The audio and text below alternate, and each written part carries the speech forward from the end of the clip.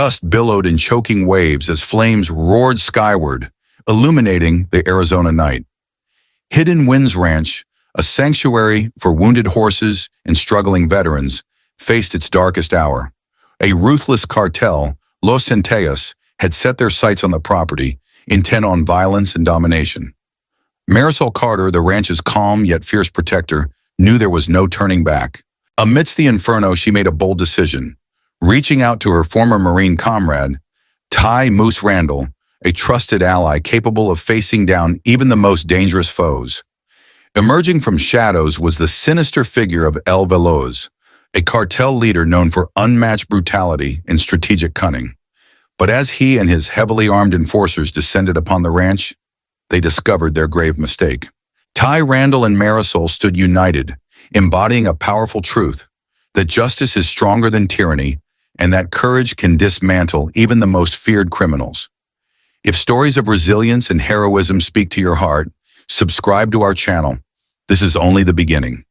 Stay with us as we reveal how ordinary people face extraordinary threats and prove once again that true power belongs to those willing to stand together. Marisol Carter had never thought she would end up running a horse sanctuary in the dry hills of southern Arizona. At 39, she looked out over the dusty paddocks of the newly named Hidden Winds Ranch, appreciating how the early morning sunlight painted the wooden fences golden. She had purchased the property 3 years earlier with the intention of helping both animals and veterans regain their sense of purpose. On the surface, Marisol was simply an unassuming woman determined to nurse wounded horses back to health and provide a haven for former service members struggling with PTSD. But anyone who knew her real story understood that this outward calm barely hinted at her true background. In her earlier life, Marisol had spent 14 years in an elite Marine unit, carrying out operations so classified that few records attested to their existence. To many in the intelligence world, the name Carter sparked immediate recognition, albeit cloaked in secrecy. Standing next to a temperamental mare named Mirage, Marisol recalled the lengths it had taken to create a facility that felt safe for both traumatized animals and people alike. She had designed the ranch with great care, positioning sheds, stables, and training rings in a way that would minimize visual and auditory triggers for anyone suffering from flashbacks or anxiety. Celeste Rogers, the local veterinarian who had become one of her closest friends, often joked that Marisol's property layout resembled a strategic outpost more than a peaceful ranch. "Your fencing is probably more secure than the county jail," Celeste teased, only half in jest. Marisol would respond with a wry smile, neither confirming nor denying the thought that her background had shaped every inch of the land. After all, she had spent more than a decade conducting covert missions in hostile territories, places where every detail could mean life or death. It was on a crisp autumn morning that Sheriff Rodrigo Delgado arrived in a swirl of dust, abruptly halting his pickup truck in front of the main stable. He jumped out, sporting a deep frown that instantly set Marisol on edge. Delgado had served in the military himself, though in a different branch, and he often came by to check on the veterans employed at Hidden Winds Ranch.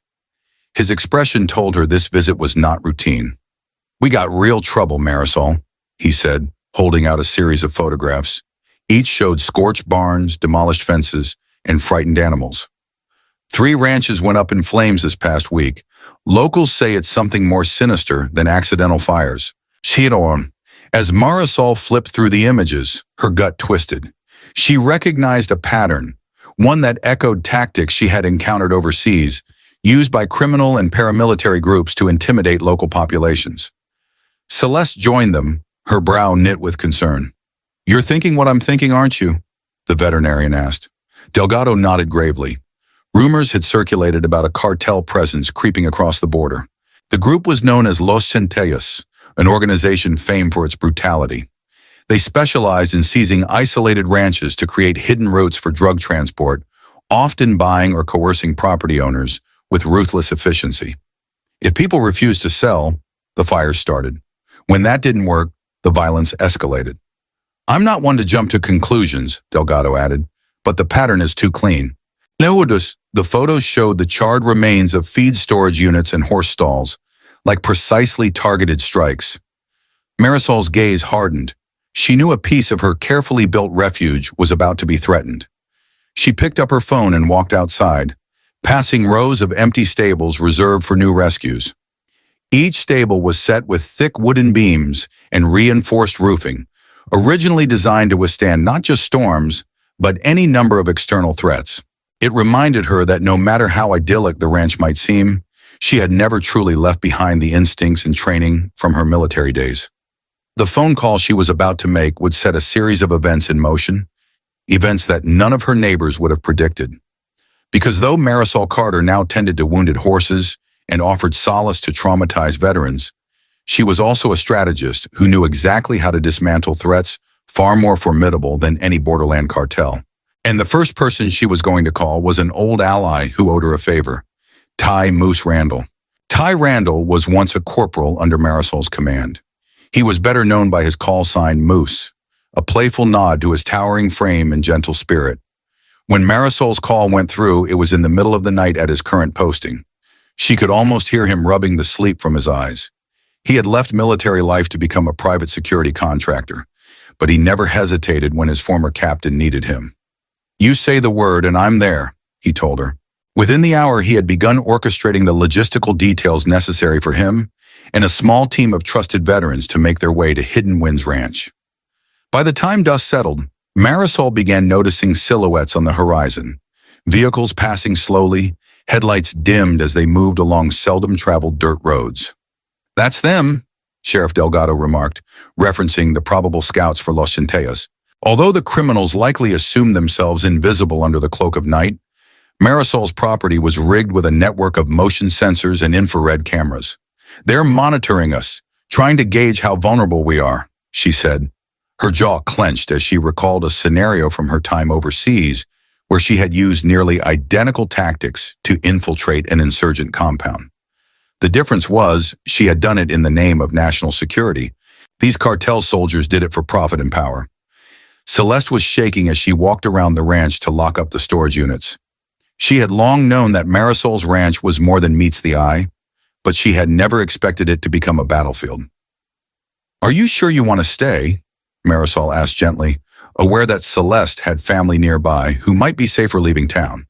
The veterinarian's eyes flashed with a surge of unexpected steel. "This place saved me," Celeste said firmly. "After losing my father, I didn't think I'd ever regain my footing.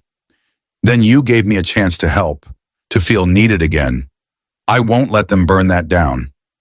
Marisol understood the sentiment well. In fact, it was precisely why she had created this sanctuary in the first place. For people to rebuild themselves by caring for animals that also needed healing. While Celeste saw to the horses, Marisol convened a quiet meeting in the ranch's old tack room.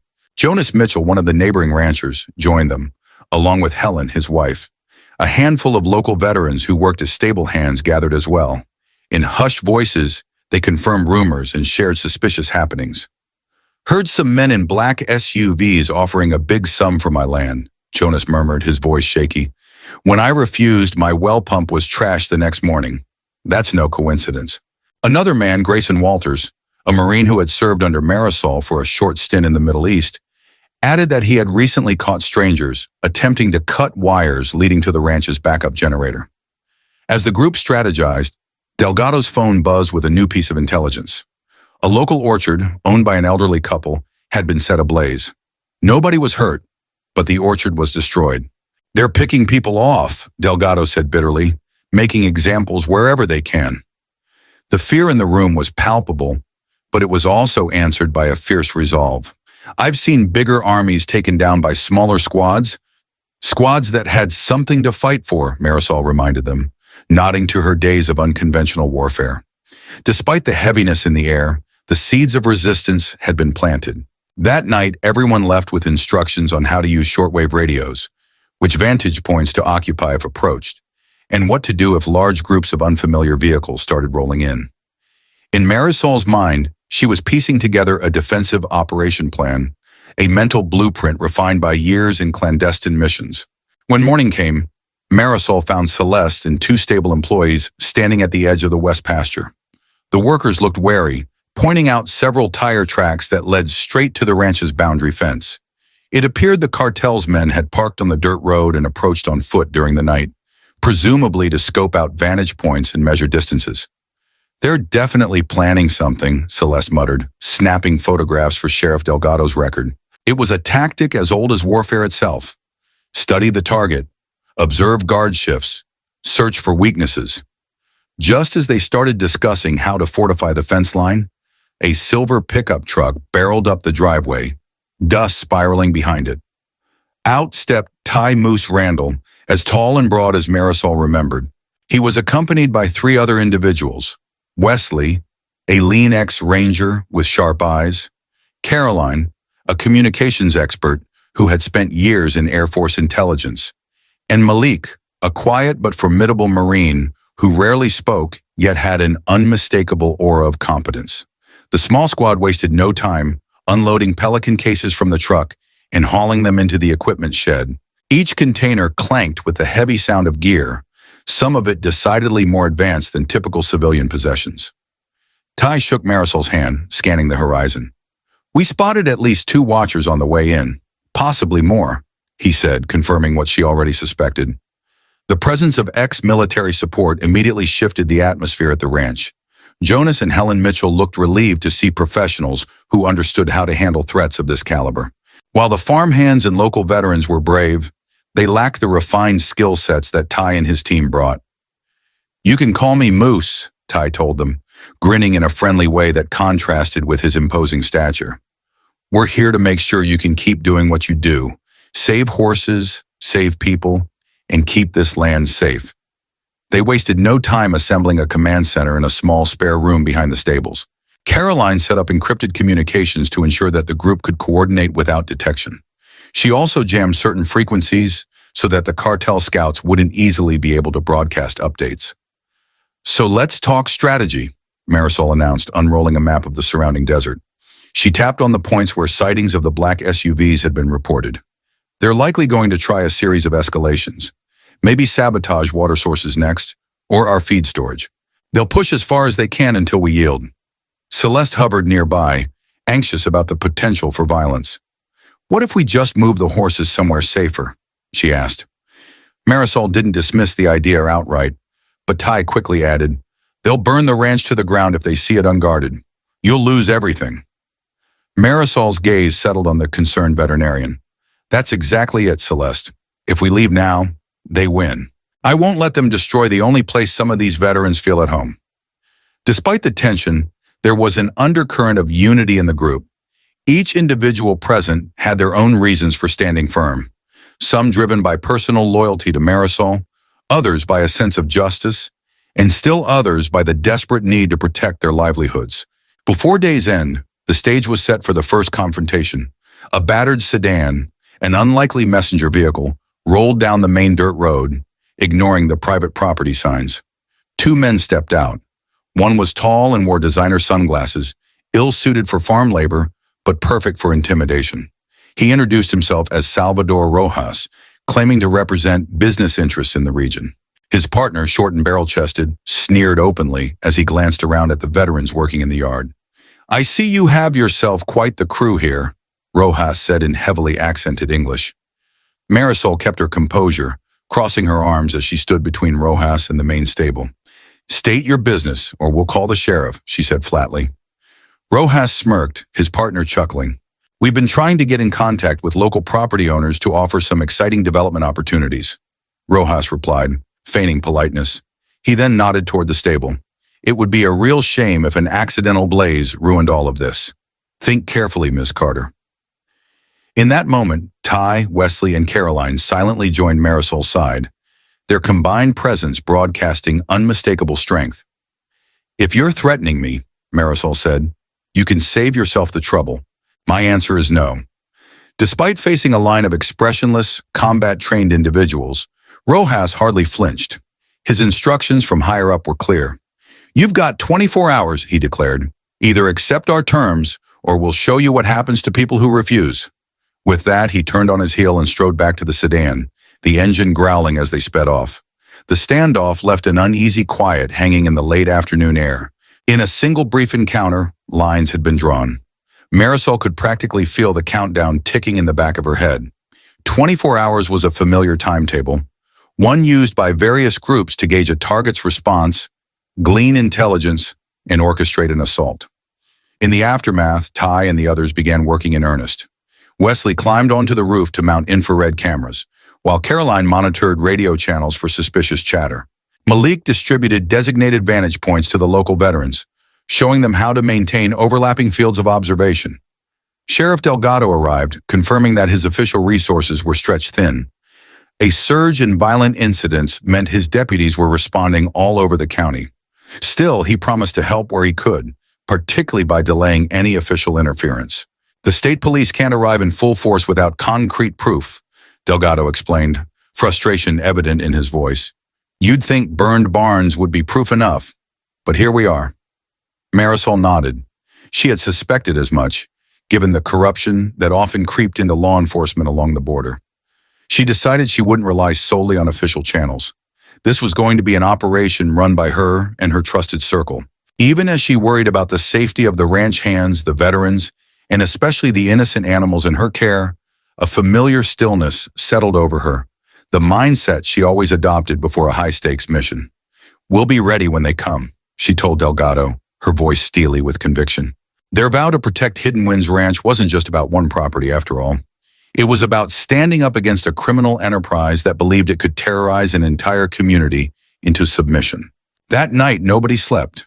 In the flickering glow of security monitors, Caroline kept careful watch while Ty, Wesley, and Malik rotated between guard posts set up around the perimeter. Sheriff Delgado had retreated to his station, but he remained on standby over a secure channel. Jonas and Helen Mitchell helped reinforce the barn doors, placing bales of hay strategically to serve as makeshift barricades. Celeste stayed near the stables, prepared to administer emergency treatment to any horse that might suffer from stress or injury if violence erupted. Though tension hung in the air like an approaching thunderstorm, Marisol felt an odd sense of clarity. She had once led squads through labyrinthine deserts abroad, coordinating precision strikes under the cover of darkness. Now, ironically, she found herself defending a quiet ranch in Arizona from masked criminals. Stepping inside one of the stables, she paused beside the stall of a restless stallion named Midnight, who had been rescued only a month ago after being found starving in a canyon. The black horse snorted and pounded the ground anxiously, sensing the charged atmosphere. Marisol reached out with a calming touch, recalling how she too had been a wounded creature after her service, haunted by nightmares until she started building this ranch as a place of healing. Across the facility, local veterans who had arrived earlier in the week prepared for a fight. Among them was Alicia Devine, a former Army medic who had battled PTSD for years before finding solace in caring for traumatized horses. Alicia meticulously laid out medical supplies, steeling herself for what might come. The familiar ritual, albeit under dire circumstances, made her feel purposeful. For many of them, Hidden Winds Ranch had become the one place where they could heal by helping vulnerable animals. To see it threatened by savage fires and intimidation was intolerable. By the time dawn approached, the watchers had counted at least 3 black SUVs scouring the county roads. They're testing for weaknesses, Ty commented via radio, sipping on a cup of stale coffee. They'll hit us tonight or early tomorrow. That's how these guys operate. Press the advantage while we're on edge. Marisol took a moment to stand on the ranch's eastern bluff, looking out as pink streaks of sunrise cut across the horizon. In that early light, the desert was breathtaking, and the ranch looked tranquil, perhaps too tranquil for the battle about to unfold. When she stepped back inside, Celeste greeted her with a solemn nod. "We'll make it through this, right?" the vet asked, her eyes filled with concern not just for herself, but for the animals that now depended on them for safety. Marisol swallowed hard, forcing a confident reply. "Yes, we will," she said, softly but firmly. "And after we do, the cartel will learn they made the worst mistake of their lives by targeting this ranch." At that moment, the first of Ty's motion sensors chirped, a small beep echoing in the command room. The line had been crossed. The battle for Hidden Winds Ranch was officially about to begin. At precisely midnight, the roar of engines broke the stillness of the desert air. Ty and Malik had taken vantage points on opposite corners of the ranch, using high-grade night vision scopes. They watched in the steely silence as 4 SUVs, followed by a flatbed truck, approached from the north. "Heads up, they're coming in with more than just rifles," Ty warned through the comm system. The flatbed carried a small forklift and oversized containers, possibly fuel or something more explosive. Sheriff Delgado, listening in from the county road, quickly radioed, "I'm 20 minutes out, dealing with a reported break-in across town. Hold tight, Carter." Marisol glanced around the command center at Caroline, Alicia, and the handful of local veterans. Despite the tension, they exuded a sense of readiness, largely because Marisol had drilled them earlier on how to move in small squads and coordinate fallback routes. She signaled them to take their positions. Caroline stayed behind, monitoring the perimeter cameras. Alicia hurried to the makeshift field clinic in the barn's back room, anticipating injuries. Most of the local volunteers were armed with hunting rifles or old service weapons, rudimentary but effective if used with discipline and knowledge of the terrain. Under the cover of night, the SUVs fanned out along the ranch's perimeter, their headlights off. Marisol gripped the radio, her voice low. "Wait until they commit. Don't show yourselves." She'd arranged multiple decoy targets around the property, old tractors, disused horse trailers, and dummy silhouettes, strategically positioned to draw fire and sow confusion. Sure enough, muzzle flashes soon lit up the darkness as the cartel men attempted to flush out defenders with bursts of automatic gunfire. As planned, they aimed at shadows that looked suspiciously like armed guards, but were actually just decoys placed at a distance. Ty reported 3 tangos moving in from the west side. "They've got Molotov cocktails," he added, the urgency clear in his tone. "They're going for the feed shed." Marisol's mouth went dry. If the feed went up in flames, not only would they lose crucial supplies, but the fire could spread unpredictably through the ranch's wooden structures. She had rigged certain areas with small fire suppression systems, sprinklers basically, but it wouldn't be enough for a large conflagration. "Cover me," she ordered. "I'm heading there." Caroline tried to protest, but Marisol was already sprinting out of the command center. Armed with an AR-15 fitted with a suppressor, Marisol navigated the ranch's dark pathways. Low walls and stacks of hay bales served as partial cover. She reached the feed shed just as 3 figures came into view, their outlines visible through night vision goggles. One man lifted a flaming bottle in his hand. Marisol fired a pair of precise shots, hitting the first attacker in the leg and forcing the second to dive for cover. The Molotov crashed to the ground, igniting a small patch of dirt away from the shed. The third man let off a burst of wild gunfire, bullets ricocheting off the steel walls. Marisol felt her heart pounding, more from adrenaline than fear. This was her world, moving, shooting, controlling the chaos, all to protect what she cherished. Meanwhile, on the eastern side of the ranch, a team of 5 cartel enforcers advanced under the starlight. Jonas Mitchell, crouched atop a tall haystack, peered through his scope. He was an excellent shot, having hunted in the Arizona desert for most of his adult life, though nothing had prepared him for this level of hostility. Each of the intruders moved with unsettling confidence, perhaps ex-military or well-trained mercenaries. Jonas held his breath and squeezed the trigger, grazing the lead intruder's arm. The man ducked behind a water trough, cursing loudly in Spanish. "Good shot, Jonas," Ty's voice crackled through the radio. "But we've got bigger trouble. 2 men heading toward the stable block on your side." Jonas adjusted his rifle, scanning the darkness. Sure enough, he spotted a pair of dark-clothed figures running low against the fence line. Inside those stables were nearly a dozen horses, some of which belonged to traumatized veterans who were trying to reintegrate into civilian life by bonding with the animals. Hurting those horses would send a wave of despair through the community, and the cartel knew it. Jonas fired again, narrowly missing one of the men. They scattered, returning suppressive fire that pinged off wooden posts. From inside the stable, Celeste peered out a crack in the sliding door. She clenched a tranquilizer rifle, loaded with sedatives potent enough to put a horse down quickly. It was hardly a standard weapon in a firefight, but it was all she had. Listening closely, she could hear footsteps approaching, heavy boots, pounding heartbeats. Then a shadow moved across a slice of moonlight. Without hesitation, Celeste raised the rifle and shot. The intruder let out a confused grunt as the dart found flesh. Within seconds, he stumbled and fell, disoriented by the tranquilizer. The second intruder cursed, stepping back outside.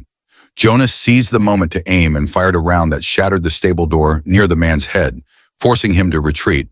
While the defenders fought to repel the attackers on all sides, Ty and Malik maintained visual command from elevated positions. "Heads up! I've got movement on the southern perimeter," Malik called out. Through his night vision scope, He detected multiple individuals trying to slip in behind the barn, likely aiming to flank the defenders. He radioed Caroline for backup.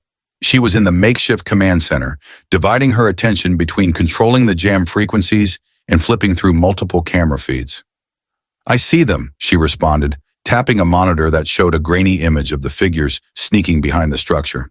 She radioed the local veterans, instructing them to converge on that location. The firefight intensified, muzzle flashes cutting through the darkness like staccato bursts of lightning. Across the property, the ranch hands turned improvised barricades into strong points.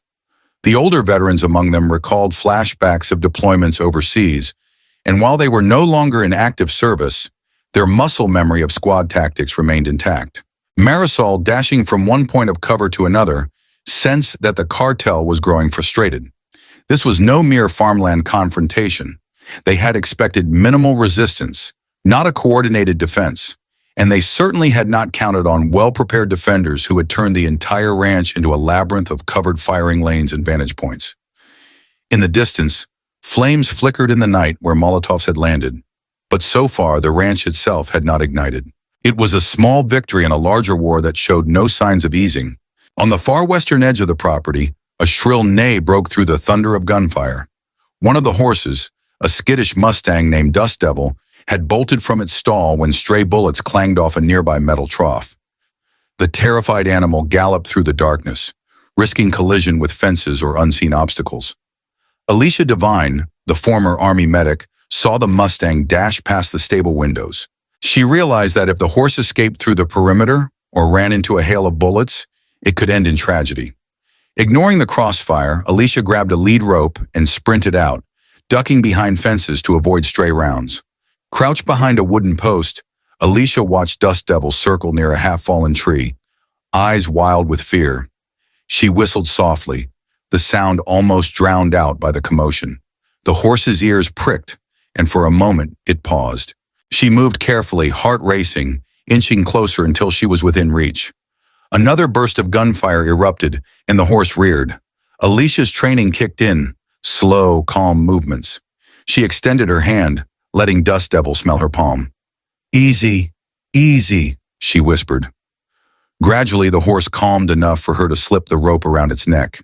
Keeping low, she led it back into the stable, where Celeste, still armed with her tranquilizer rifle, helped soothe the frantic animal. The entire ordeal lasted only minutes, but in a firefight, every second felt magnified. Meanwhile, Ty's vantage point allowed him to coordinate responses with uncanny efficiency.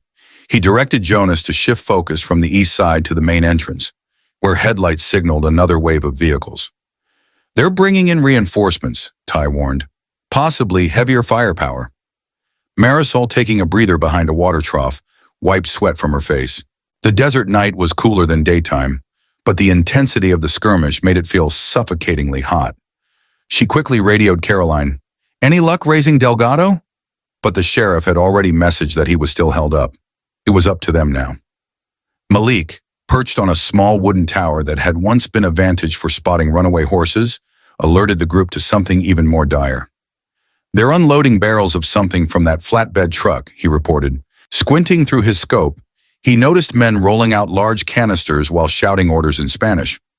One canister was attached to a handheld pump, reminiscent of a flamethrower rig. A chill coursed down Marisol's spine. "They're planning to burn us out," she deduced, remembering how the earlier fires had gutted other ranches. Determination surged within her. They had to stop that from happening. She radioed the coordinates to Ty, who in turn guided a trio of local veterans to intercept. The men crept through a shallow irrigation ditch, using the darkness for cover. As they neared the group of cartel enforcers, one of the defenders tossed a makeshift flashbang, an old emergency flare rigged inside a tin can. The burst of intense light and fizzing noise disoriented the enemy. Gunshots rang out, and in the glare, the defenders saw the canisters spark dangerously. One man, presumably in charge of the rig, stumbled back, bumping the nozzle, and the chemical fluid splashed on the ground. Another shot ignited it, sending up a whoosh of flames that roared in the desert air. The would-be arsonists scrambled away, cursing. One vehicle caught fire, its fuel tank exploding in a brilliant, terrifying blast. The unexpected explosion rattled windows across the ranch, illuminating the nighttime battlefield in a flash of red and orange. For a fleeting moment, everything went still, both sides too stunned to act. Then chaos resumed with renewed vigor. Sirens wailed in the distance, indicating that some emergency responders were finally en route. Marisol felt a brief surge of relief, hoping Sheriff Delgado might have found a way to rally assistance at last. Yet the defenders could not let their guard down. Several cartel operatives regrouped near the partially scorched flatbed truck, seizing rifles from the back seat. "We've come too far to fail now," she heard one man shout in Spanish. Their frustration fueled a dangerous desperation. Caroline, still manning the command center, warned, "Watch for a mass push. They're regrouping on the north side near the barn." Hearing this, Marisol sprinted across a small open stretch, bullets whizzing overhead. She reached Jonas, who was crouched behind a battered old tractor. "Think we can funnel them away from the horses?" she asked, scanning the terrain. Jonas nodded. "We can use those collapsed fences as a makeshift funnel if we move quick." On cue, Ty and Wesley flanked the cartel's northern group, firing controlled bursts into the ground near their feet. The tactic forced the attackers to backpedal, herding them toward a narrow gap between the barn and an equipment shed. Marisol and Jonas, lying in wait, tossed makeshift tear gas canisters Celeste had fashioned from veterinary inhalant containers. Though not as potent as military-grade tear gas, it still caused choking and disorientation. The intruders stumbled, coughing violently. Gunfire became sporadic as some of them dropped their weapons to wipe streaming eyes. Amid the swirling smoke, Marisol aimed her rifle at a man trying to rally his companions. He spotted her first and fired, the bullets smashing into a wooden beam by her shoulder. She threw herself flat, exhaling as splinters rained down. Jonas returned fire, and the man dropped. Marisol crawled to a safer vantage, her arms shaking from adrenaline. She caught sight of Celeste sprinting to the stable doors, leading another frightened horse into a more secure enclosure. A wave of gratitude washed over her. Despite all this violence, their mission to safeguard these animals still held. A final wave of SUVs roared onto the property, but their momentum was halted by a well-placed barrier of barbed wire and tractor parts that Ty and Malik had set up earlier. Several men leaped out, only to confront Alicia and two other veterans waiting behind the bunkhouse. A flurry of gunshots ended abruptly when Alicia yelled, "Cease fire!" Noticing one of the men had raised his hands to surrender. Perhaps they had underestimated how disciplined and unified the ranch's defenders would be. The aggressors were slowly realizing they might be outmatched. At last, the cavalry arrived. Sheriff Delgado and two deputies rolled up with lights flashing, accompanied by a single fire truck. The ranch resembled a war zone. Smoke plumed from scattered fires, bullet holes peppered the barn walls, and the stench of burnt chemicals lingered in the air. Delgado hopped out, weapon drawn, his gaze darting between the wounded cartel men and the battered defenders. "We tried to get here sooner," he panted, scanning the scene. "How bad is it?" Marisol gave him a quick rundown, explaining that a handful of cartel enforcers had been neutralized or captured, but others had retreated into the night. "They may still be nearby," she cautioned. "This might only be the first wave." Celeste and Alicia commandeered the fire truck to douse the smoldering spots around the ranch, ensuring the entire property wouldn't go up in flames. Jonas collapsed onto a bale of hay, breathing hard. "We actually did it," he said, equal parts relief and disbelief. Marisol took a moment to check in with Ty, Wesley, and Malik. They were bruised, sporting scratches and minor cuts, but no serious injuries. One of the local veterans had a gunshot wound to the arm. He was stabilized and awaiting a ride to the hospital. Considering the level of violence they'd faced, it was miraculous they hadn't sustained worse casualties. While the sheriff's deputies rounded up the wounded or surrendering cartel members, Delgado surveyed the chaos. "This is going to be a nightmare in paperwork," he sighed, though he knew it was the least of their worries. Marisol pulled him aside, glancing at the men in custody. "We need answers, Sheriff," she said quietly. "Who's running this operation? How deep does it go?" Delgado nodded gravely. "I'll see what I can get out of them.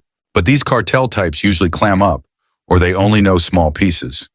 If we want to uproot Los Centellas entirely, we have to find their leadership." Caroline emerged from the command center, sweaty and exhausted, but wearing a victorious grin. "I captured a lot of their radio chatter," she announced. "They were communicating with someone called El Veloz. Might be a lieutenant or commander.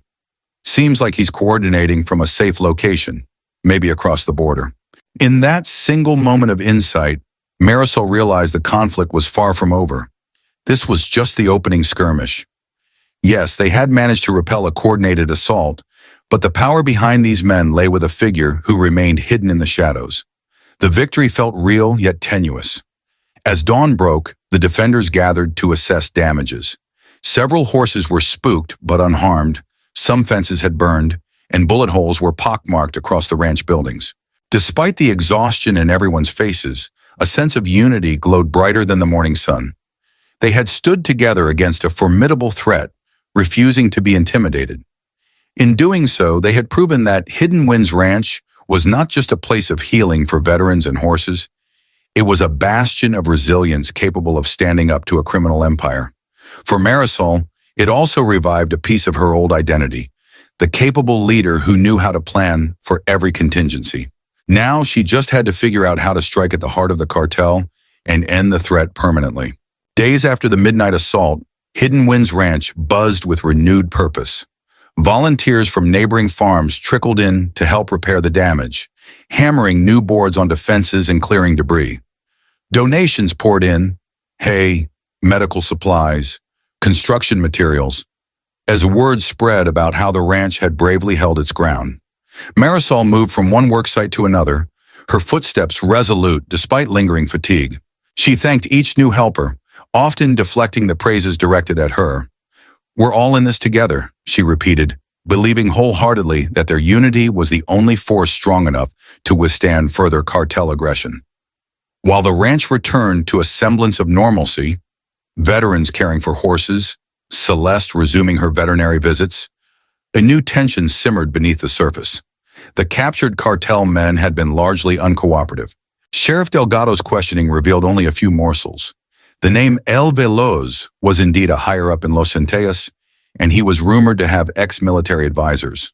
Agent Pilar Núñez, an undercover DEA operative who had heard rumors of the battle at the ranch, arrived under the guise of a local businesswoman seeking to purchase horse feed. Marisol sensed something off about her from the start. Her posture was too erect, her eyes too watchful. After pulling her aside, Marisol wasted no time. "I know you're not here for feed. Who do you work for?" Núñez's face flickered with surprise before she produced a DEA badge. "We need to talk, Miss Carter." In a private meeting that included Ty, Caroline, and Delgado, Agent Núñez explained that the agency had been tracking Los Centellas for nearly a decade, but their infiltration attempts had failed. "We're dealing with a shadow network," she said grimly. "They have ties to corrupt officials and a seemingly endless supply of weapons. You folks put a dent in their plans by defeating that assault, but now they're furious. We have intel suggesting they're planning a much larger operation, something that can't be ignored by the authorities. They want to make an example of this place." She looked at Marisol with genuine concern. "They'll bring everything they have next time, and they'll do it soon." The group listened with growing apprehension as Núñez laid out the broader picture. Key cartels were in flux, losing territory in Mexico and thus pushing further into U.S. soil. Los Centellas aimed to establish a massive distribution channel, using ranches like Marisol's as secret transport routes. But the fiasco at Hidden Winds had enraged their leadership. "My bosses want me to pull you all out," Núñez continued. "They think it's too dangerous, and that you're not official law enforcement." Before she could finish, Marisol's determination flared. "We're not leaving," she declared. "We fought to protect this ranch and the people and animals who depend on it. Walking away now would mean letting them win." Delgado supported her stance.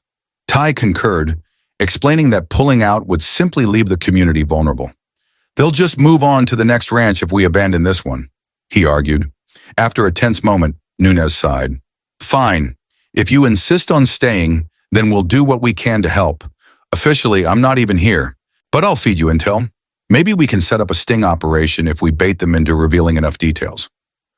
They tentatively agreed on a plan. Caroline and Núñez would work together to intercept cartel communications. Ty and Malik would train local volunteers in advanced defensive tactics, and Delgado would quietly coordinate with the few deputies he trusted. As for Marisol, she would continue fortifying the property, this time not just to repel an assault, but to lure out the cartel's leadership if possible. 3 nights later, El Veloz made his move. It began quietly, a line of flickering lights on the horizon.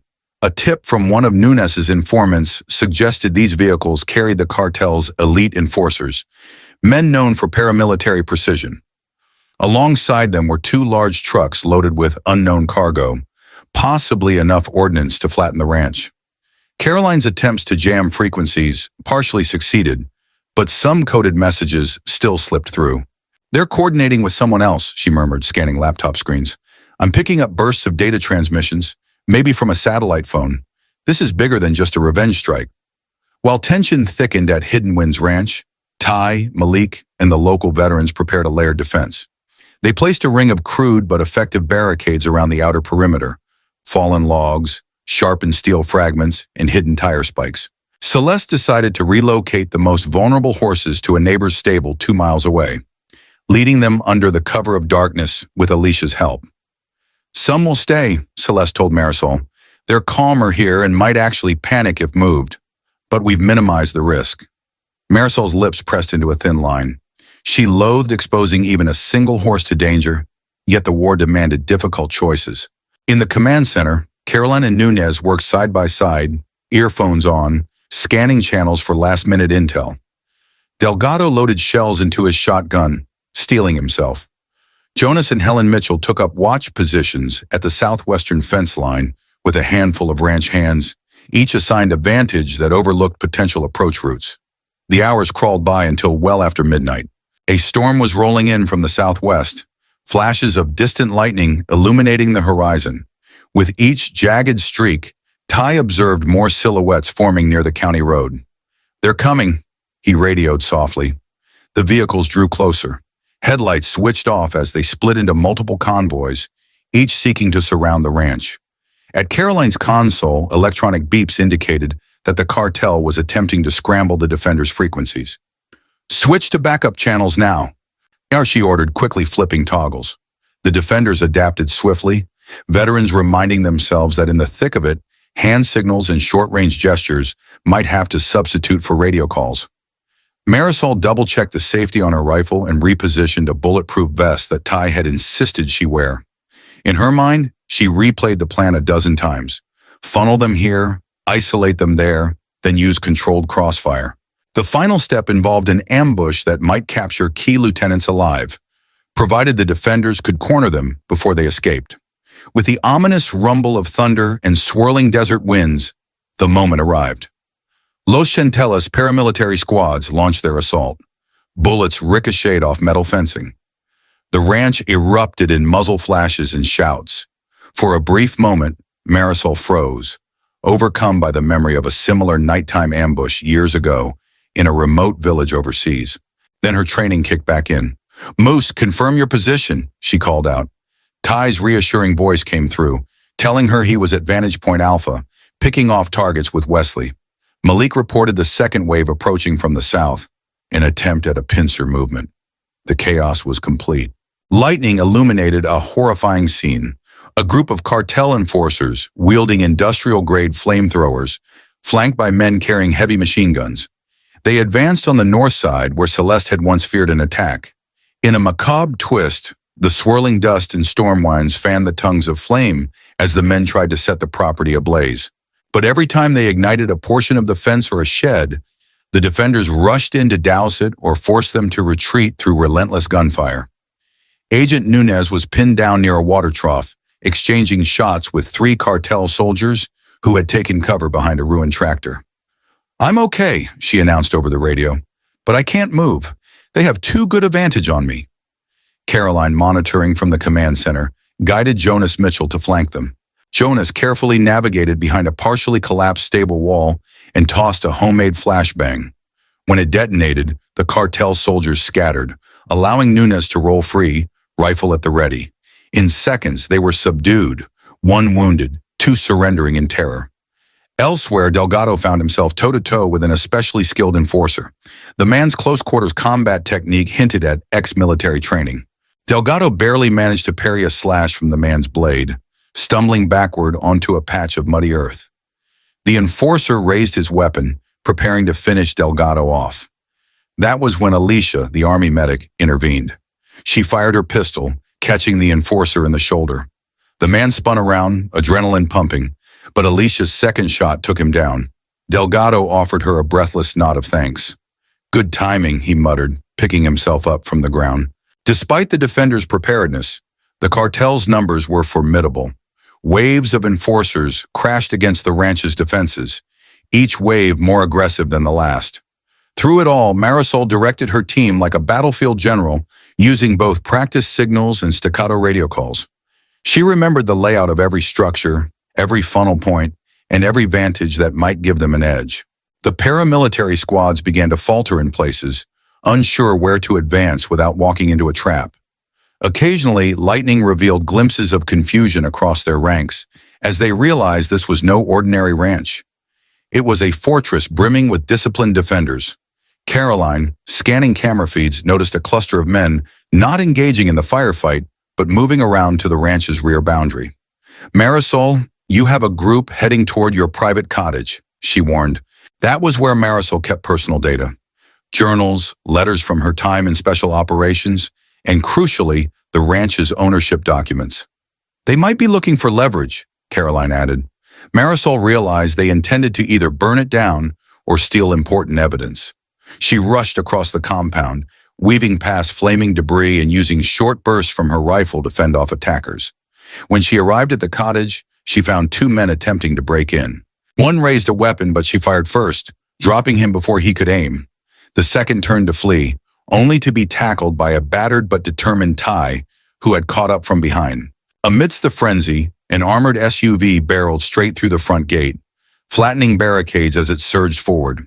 From the passenger window, a figure known only by rumor, El Veloz, fired a compact submachine gun, spraying bullets in a wide arc.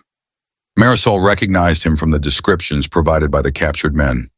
This had to be the elusive lieutenant rumored to orchestrate Los Centellas operations in the region. He seemed intent on delivering a final blow, ignoring the danger as he shouted at his driver to advance deeper onto the property. "Take out the tires!" Marisol barked into her radio. Jonas and Helen, perched atop a loft, opened fire. Their rounds pierced the SUV's front tires, causing the vehicle to skid wildly across the dirt. El Veloz cursed, jumping out with surprising agility for a man of his size. He dashed behind a set of machinery for cover, flinging a grenade behind him. The explosion reverberated, forcing defenders to duck. Dirt and scraps of metal rained down. Marisol coughed through the dust, checking her immediate surroundings for any wounded allies. This man was dangerous, and she knew capturing him could be the key to dismantling the cartel's entire operation. Sheriff Delgado, Ty, and Malik converged on El Veloz's position, corralling him against the ranch's north fence. Meanwhile, Caroline directed defensive fire at scattered enclaves of cartel fighters who still roamed the property. The man with the submachine gun was cornered, but he wasn't surrendering. Ty advanced, rifle raised. "You're done," he declared, voice echoing in the darkness. El Veloz feigned a grin that looked more like a snarl. "You think you've won? You have no idea who we answer to. This is just the beginning," he spat, then reached for a concealed weapon. Ty hesitated a fraction of a second too long. El Veloz managed to get off a shot, grazing Ty's arm. Malik retaliated immediately, firing at El Veloz's hand. The submachine gun fell to the ground, and Delgado lunged to subdue him. Gritting his teeth, the cartel lieutenant bellowed in pain as the sheriff snapped on a pair of handcuffs. All around the ranch, the final pockets of resistance collapsed. Some of the enforcers fled into the desert, only to be intercepted by volunteers at the perimeter. Others lay wounded or dead, the cost of waging war on a fortified and determined group. Agent Nunes stepped into the scene, her face streaked with soot, an air of relief and exhaustion in her voice. "We got him," she said, glancing down at El Veloz. Marisol sank onto a nearby bale of hay, the rifle still clutched in her hands. Dawn was breaking over the horizon, another sunrise in Arizona, but this one arrived on a battlefield. The threat had been neutralized, or so it seemed. Yet in the aftermath, a new kind of tension permeated the air. El Veloz hinted that there were higher powers at work, that Los Centellas was just one piece of a larger network. Marisol stared at the battered fences and burned-out vehicles dotting her beloved ranch. Is there ever an end to this? She wondered aloud. A familiar voice answered from behind, Ty nursing his wounded arm. We do what we can, Captain. One victory at a time. Supper. Marisol offered a faint smile at his use of her old military title. The fighting had ended for the night, but as the sun rose higher, both she and the community braced for whatever fallout might come next. In the days that followed, Hidden Winds Ranch evolved into something greater than it had ever been. While Celeste, Alicia, and others treated wounded defenders and rehabilitated traumatized horses, Agent Nunez and Sheriff Delgado worked feverishly to piece together the criminal puzzle. The captured enforcers, especially El Veloz, became an invaluable source of intel once pressed with enough evidence. They pointed to foreign financiers, corrupt local officials, and a multinational smuggling network that stretched far beyond the Arizona border. Federal agencies arrived in unmarked cars and helicopters, half to congratulate and half to investigate. At first, some higher-ups treated Marisol and her crew with suspicion, concerned citizens or vigilantes. But after seeing the bullet-riddled barns, the seized weapons caches, and the battered men in custody, it became clear that these ranch defenders had saved countless lives by halting a major cartel operation. Offers of witness protection were made, but few accepted. This was their home, after all, and they intended to stay. Marisol was interviewed by grim-faced agents who, despite their stony demeanor, couldn't hide a hint of admiration. The local community recognized what Marisol, Ty, Celeste, Delgado, and all the veterans had done. They came bearing gifts, food, hay bales, new lumber. Town meetings took on a new spirit of cooperation. Ranchers who once cared only about their own acreage realized that unity was a powerful deterrent against those who wanted to exploit them. A regional paper heralded the stand at Hidden Winds as a modern Alamo with a happier ending, though Marisol found the dramatics a bit over the top. From her perspective, they had done what needed to be done. Though battered and bruised, the ranch pressed on with its core mission. New veterans arrived, seeking solace and therapy among the horses. Charities reached out, offering funds for reconstruction. An equine rescue organization teamed up with Celeste to better equip the stables for trauma rehabilitation. Meanwhile, the authorities, bolstered by Agent Nunez's evidence, launched a crackdown on cartel cells across the county. While some local officials were revealed to be complicit and promptly replaced, the majority stood behind Delgado's leadership, reinforcing border checks and working more closely with federal teams. One late afternoon, Marisol took a rare moment to sit alone on the porch of her private cottage, which now bore scars from bullets and scorch marks on the exterior. The horses grazed in the distance, seemingly oblivious to the chaos that had recently unfolded. Ty approached quietly, a bandage visible on his forearm. I never thought I'd be back under your command again, Captain, he teased. Marisol chuckled softly. I never thought I'd lead troops again, especially not in civilian life. Their eyes drifted across the horizon, where the sun dipped low behind the hills, casting an amber glow. But maybe that's the point, she continued, her voice thoughtful. Defending a home doesn't always mean following a rank or a mission code. Sometimes it's just about standing your ground for what you believe in. Ty nodded in agreement. When word gets out, I bet other communities will realize they can do the same. Unite, protect what's theirs. Marisol gave a small smile, recalling how the ranch's stables had once seemed like such a humble, unassuming place. Now they served as a symbol of resilience, proving that an underdog could stand against one of the most feared criminal networks if they had the will and the right allies. As dust settled, Marisol felt a sense of peace amid the wreckage, a quiet assurance that even though new threats might emerge, Hidden Winds Ranch and the community around it had become far stronger than it had ever been. And for the first time in a long while, she genuinely believed that broken spirits, whether human or horse, could heal when given a safe place to recover and the courage to fight back. In the aftermath of the fierce battle, Hidden Winds Ranch stood battered yet victorious, a testament to the indomitable human spirit. Marisol Carter and her allies had not only defended their sanctuary, but had struck a powerful blow against cartel oppression. Yet as they rebuilt fences and healed wounds, a lingering question remained. Can communities effectively fight back against organized crime? Or should that responsibility remain solely with law enforcement and government authorities? We invite you, our valued viewers to share your perspectives below. Is courage like Marisol's enough to safeguard communities, or should citizens step back and leave justice to official institutions? Your voice matters, so join the conversation and let's explore this vital issue together.